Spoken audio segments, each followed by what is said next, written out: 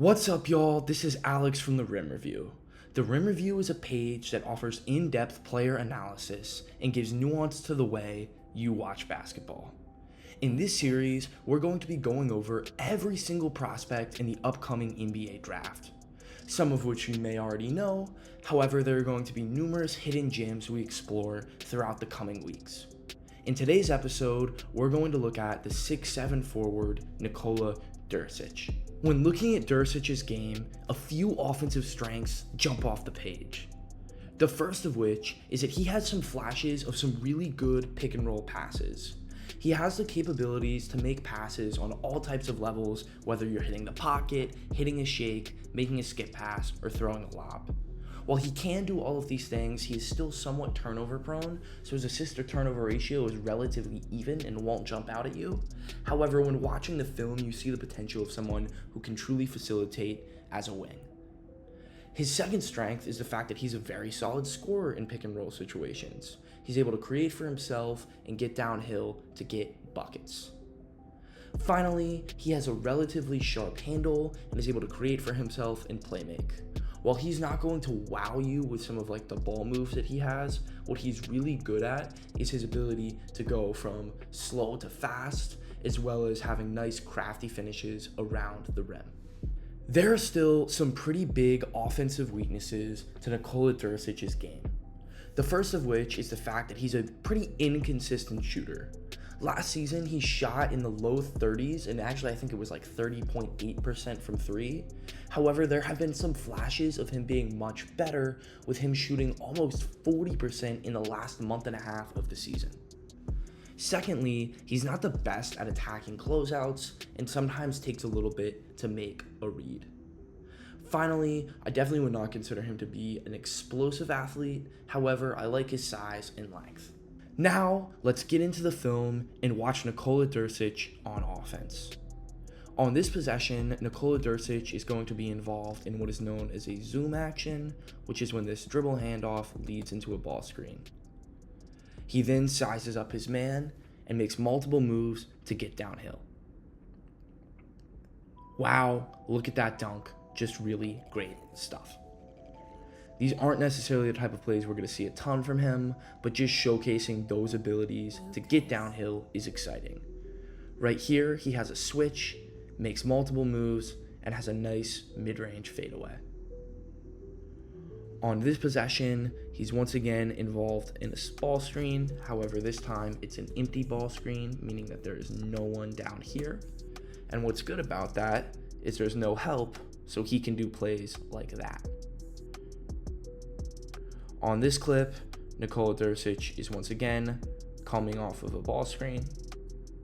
He gets the ball right here, calls for a screen, and knocks down a really great three. What I love to see from Djurisic here is that as soon as this guy goes under this screen, Djurisic knows that you have the green light to shoot. This is wide open, and Djurisic makes them pay. On this possession, it's going to be another instance of Djurisic shooting off the dribble. Right here, Djurisic calls for a screen, takes a three, and knocks it down. These are the type of plays that are really exciting, and it just makes you enjoy him more as a prospect. On this possession, Nikola Djurisic is going to have to deal with a harder hedge from the defense coming out here. However, Djurisic sizes up his man and takes a three. What I don't love to see here from Djurisic is the fact that I believe he settled. I think that there would have been a potential hit of the skip right here if you looked at this man and then forced him to take a step in and then whipped a wraparound pass right here. I think that would be a more open read. I also think once you're back to even here, you now have a big on you. There's so much that you could do. You could try to get some space here and move this guy out and get downhill. You could throw it to this guy right here and then chase him and have it become a two-man game. There's just so much you could do, and I don't like settling for a three with a switch. On this possession, he's going to refuse the ball screen. Right here, it's another empty ball screen, and what I love to see here is an inside hand finish where he's able to use his shoulders to protect the basketball. On this clip, He's going to try to refuse once again. He does a nice job refusing, but the touch was not fully there, and he was clearly bothered by this defender being on his hip. On this possession, it's once again another example of a Nikola Djurisic refuse. He refuses the ball screen here, but he doesn't get that next level of explosiveness or separation, and it leads to this shot. Typically when you refuse a ball screen, you want to make sure this guy's leaning here, which he kind of is, but not fully, but you want to be able to beat him and get downhill. And what's unfortunate about this is no separation occurred, so this guy doesn't even have to worry about thinking to gap. And so Djurisic forces up a really bad shot. On this possession, Nikola Djurisic is going to do another move to try to score in the pick and roll. Djurisic is going to call for a ball screen at the top of the key, and then he's going to do what is known as snaking the ball screen, which is when you dribble like this. But once again, it's a soft and more awkward finish. Now let's move on and watch Nikola Djurisic is a passer in the pick and roll. Right here, what I love to see from Djurisic is making this amazing lob pass. Djurisic's job is to read this guy right here and see what he's going to do. This guy is kind of in no man's land as he's not affecting this guy or here, so Djurisic just says, alright, I'm going to throw a lob. On this possession, Nikola Djurisic is once again going to call for a ball screen. This time he hits him, and what I love to see here is this late roll pass. Oftentimes guards or wings will be flustered when it's not initially open, but what Djurisic does really well is to look in this direction, forcing him to come up, and then all of a sudden he has a pass over here with great positioning for Uros Plasvic to draw the foul. On this clip, it's another pick and roll read from Djurisic. Djurisic is going to get the ball here, come off a screen, and hit the pocket. While this play is extremely simple, I love to see Djurisic making sure that number 10 is not fully committed, because if he were, Djurisic would have thrown here. But once he's not, he just makes a nice, simple pocket pass. On this clip, Nikola Djurisic is going to once again flash some of his skills in passing in the pick and roll. What I love to see here is look how he patiently makes a skip pass.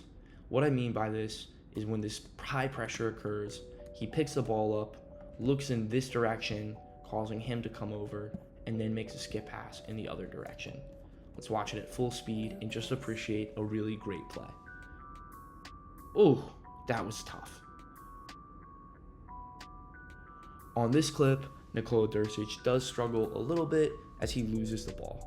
This is something that is a big issue for him, and as we see, physicality and just putting the basketball up where you can take it is something he does far too often. Right here, he dribbles right into the gap. The spacing is horrible as these two guys are literally can be guarded by one defender, and it shows with a turnover. Now, let's watch Nikola Djurisic in isolation. Right here, Djurisic is going to get the ball and then actually deal with a switch that occurs. He makes multiple moves and has a nice extended finish. While those plays are somewhat simple, it's great seeing what he can do and the types of moves that are going to allow him to score in the pros. On this play, Nikola Djurisic is actually going to come off of this screen right here. It's almost like a rescreen action because 33 Uros Plasvic first sets a flare and then twists and turns it around the other way. Djurisic comes off of this screen and then plays off of 2 feet to score. This clip is another example of how he scores, however it's showing you another type of move that he has in his bag. Right here in isolation, he changes pace, but then almost levitates in air to have a nice, slower finish. On this clip, it does call into question some of Djurisic's creativity and ability to get open in isolation. Right here, Djurisic is going to go offensively and not get any moves, and just honestly doesn't explode to score. On this clip, it's another instance of Djurisic just truly struggling to create for himself. Right here, he makes a crossover move and then is bumped and takes like this weird floater away from the basket. That bump right there should not immediately cause a pickup, and you've got to be better playing off contact. Now, let's watch and see a little bit more of what he can do and watch him in a half court as someone who can maybe space the floor. What I love seeing here is him coming off of this DL dribble handoff and pulling a corner three. For those of you who don't know, a DL is basically when a big dribbles up from the post and hands it off. Djurisic does an excellent job coming off that and knocking down a tray ball. On this clip, it's another great example of what Djurisic is showing flashes of maybe being able to do. He makes a great pass here, his teammate closes out and hits him right back for an easy three. These are the types of plays that I love to see from him because despite only shooting 30%, his shot looks relatively crisp. On this possession, Djurisic drifts, gets in the eyesight of the guard, and knocks it down. This possession is actually going to be a missed three, and the reason behind that is once again to remind you that he is inconsistent as a shooter. He lifted it there, but it didn't go in. On this clip, Nikola Djurisic is going to be in a position where he could maybe attack a closeout. Right here, Djurisic is clearly bothered by that. He pops, catches the ball, and honestly should be ready to shoot. But if you're not going to shoot, you want to rip through and get downhill. Djurisic does whatever this is. He panics, jabs, and settles for an awful three. On this last clip offensively for Nikola Djurisic, it's another example of him not being the best at attacking closeouts. Djurisic gets the ball here, and honestly, it's just out of control. When he catches it, honestly, this should be a step-in trail three, but if you're gonna try to go by him, you gotta protect the basketball, and instead, Djurisic dribbles right into the help. Now that we've looked at Nikola Djurisic's offense, let's discuss his defensive strengths. Nikola Djurisic is a really solid driving line defender. He only gave up 0.824 points per possession in isolation, and he moves his feet well, which is exciting. He also projects to be a decent rim protector, and I've seen multiple flashes of help side blocks, and honestly, he's just pretty big with long arms. And that's his third strength. As I mentioned earlier, he's big, has good size, and I think you could do a lot with him because of that. There are numerous defensive weaknesses to Nikola Djurisic's game defensively. The first of which is his screen navigation. Djurisic frequently gets clipped, and that's a big reason why he gave up 1.032 points per possession in the pick and roll. Secondly, his point of contact offensively can be a bit low. If his man has a ball a couple of feet behind the three-point line, Djurisic sometimes gets a little lazy and disengaged, and it leads to his man being 5 feet away because Djurisic will just stand at the free throw line. Finally, he's a very inconsistent off-ball defender. There's stretches where I think he's a really good one. However, there are also stretches where he just doesn't look like he wants to be there on defense. Now, let's get into the film and watch Nikola Djurisic on defense. Right here, he's picking up high and is very clearly engaged, navigates the screen well, and guards with his chest. Exactly what you want to see on defense, and it was really a textbook possession. On this possession, it's going to be another instance of Djurisic doing a good job in a driving line spot. Right here, Djurisic stays in front of his man, and wow, watch him just rip the ball out here. Really impressive stuff. This clip, Djurisic is engaged, comes over this screen, is still sliding his feet. Look at how he's bullying the ball screen, he's pressuring, and honestly, this is just perfect defense. It lets you know that if he is engaged, he can be. The problem is clips such as this one, where, as you'll see very shortly, Djurisic just looks out of it. Right here, Djurisic gets pushed and flails out, leading to an easy layup. One thing that I also want to note when looking at this clip is after the switch occurs right here, and this ball is passed, Djurisic needs to be running back to get to the nail or to get to his man so he can provide some sort of resistance. He doesn't do that until the ball is already passed and he just gets bodied. On this clip, it's another instance that Djurisic could be better in driving line situations. Right here, Djurisic is guarding the ball, he gets clipped, and then he gets lucky, and now he's back to even. However, what I want to point out here is just look how open this guy is right here. Djurisic is nowhere near him. This is a free shot. While the shot doesn't go in, it's still not the type of look you can give up in the NBA. On this clip, it's another instance of a low point of contact from Nikola Djurisic. Right here, there's a pretty big amount of separation between him and his man, and then he's not really beating his guy to his spot and being a reactionary defender, which is why he gets beat. Right here, I'd like to see him guard with his chest, get into him, instead of doing whatever that was. On this clip, Nikola Djurisic is going to be tasked with defending the post, which he does quite nicely. Djurisic fronts the post here, initially gets sealed, but wraps around to save the day. This is letting scouts know that he can compete, he just has to be given the motivations and tools to do so.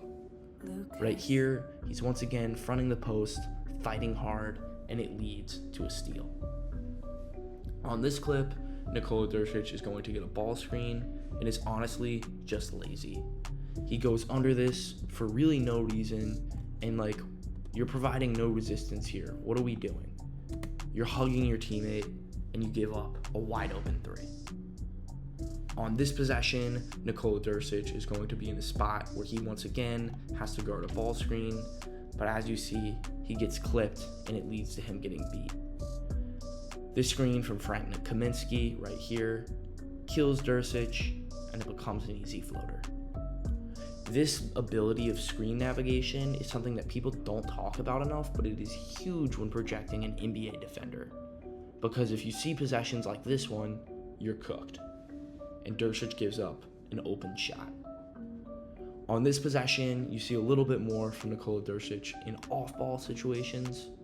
Right here, Djurisic is in the help, comes over, and blocks the basketball. Those are the kind of rim-protecting flashes that a lot of scouts have mentioned. Right here, Djurisic is aware and alert off ball, and what I love to see from Djurisic here is the fact that he shoots the gap and gets a nice steal. Good fight and good turnover. On this clip, it's another instance of Djurisic just doing great stuff. Djurisic is off ball, watching. Right here, what he does is he's tagging. He's the most important guy. He has to catch him. But once this skip pass is thrown, Djurisic is ready and picks it off. On this clip, it's just an example of showing you how Djurisic will rotate off the ball. Right here, Djurisic is moving, following his man. Then he rotates here, and what I like to see is the fact that he clearly must have known the scout, because he only chops his feet at number 0 and then immediately goes to the shooter to contest. In this final clip of Nikola Djurisic's game, we're going to watch him be in a MIG spot. What I mean by MIG is he's right here and he has to catch this roll man. This guard sees that and then will make a skip pass over here. Once the ball gets there, Djurisic could definitely work on his footwork as he gets blown by, giving up an open look. Overall, Nikola Djurisic is a truly intriguing prospect. The first thing to note when it comes to the narrative around Djurisic is the fact that he was a relatively unknown player until this year he flew up teams' boards because they oftentimes would see him playing with Nikola Topic, who is in many teams projected top 5. So he very much got the Bilal Coulibaly treatment, and you know what? Good for him. He has delivered on that by showcasing some really great flashes and creativity. When looking at his game, there's a lot that I think he can do and a lot that I think he can improve on. However, there's a lot of really exciting projections when looking at his game. I think what his ceiling could be in the NBA is if he's able to keep up what he was shooting in the last season, or like the last month of his season. I think he could maybe be a decent on-ball defender with a good shot who can facilitate and be a great wing that is maybe a 4th or 5th option on an offense. I think a more realistic option for him is to be someone who comes off the bench and plays and just facilitates and helps run the offense. He's definitely not a true point guard, and he's definitely more of a wing. However, I think that his ability to make passes in the pick and roll could allow teams to have a lot of things go through him. I think his floor could be if he keeps up having these turnovers, because as I mentioned earlier, despite having the great passing ability, he still has, I think, a negative assist to turnover ratio, or it's about even. So those are not great numbers. And I also think that his bad and lazy defense at times could hurt him. I think a lot of it's going to come down to his mentality, how much he's going to work on his shot, limiting turnovers, and being the engaged player that he has shown flashes of. If he does all of this, he can have a solid career. However, if he does not, he might flop. Overall, when grading Djurisic, I think he's probably a mid-first round pick. I could see him going anywhere from 18 to the mid-30s. Overall, thank you for watching, and that's my take. We'll be back at it again tomorrow with another episode of The Rim Review.